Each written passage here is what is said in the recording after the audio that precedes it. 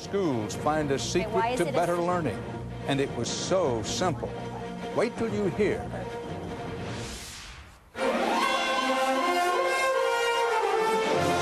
This is the CBS Evening News with Dan Rather reporting from CBS News headquarters in New York. Well, this is a vacation week for many schools, but we have a lesson for you just the same. A lesson in learning. In the classroom, learning begins with hearing, as CBS's Bill Whitaker reports in tonight's Eye on America. Foothills Elementary in Riverton, Utah may look like your typical American school, but it sure doesn't sound like it. Raise your hand if you have a problem. You see, Foothills is wired with a state-of-the-art infrared sound system. It's transmitted from this necklace and bathes the classroom in the teacher's voice. The cloud is a white marshmallow. Now every seat is a front row seat. It makes an amazing difference. I can honestly say I've never had to raise my voice.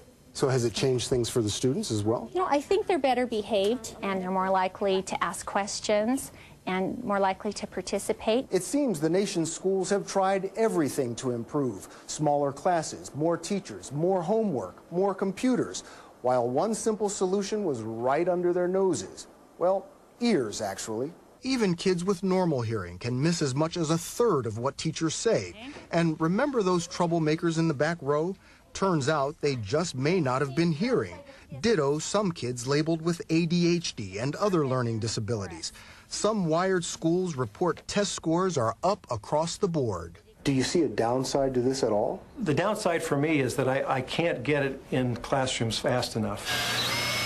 Superintendent Newbold says the cost of one computer can wire a classroom. He's outfitting every school in his Utah district. Good morning, class. Test, test, test. Ohio has mandated it for every school in the state. 1, 2, 3, eyes on me. So what's the big deal? Listen. Ms. Hebertson off. 1, amendment.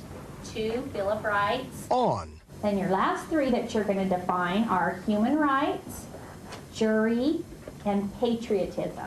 Do you remember the classrooms before the sound systems went in?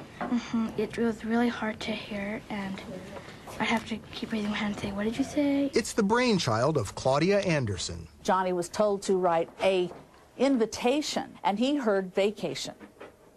That's really close. But he went back and did write about his vacation.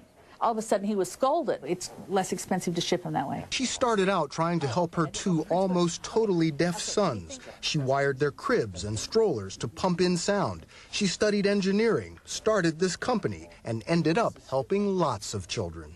Okay, we're going to take a test. It seems hearing is believing. Some fruits are smooth.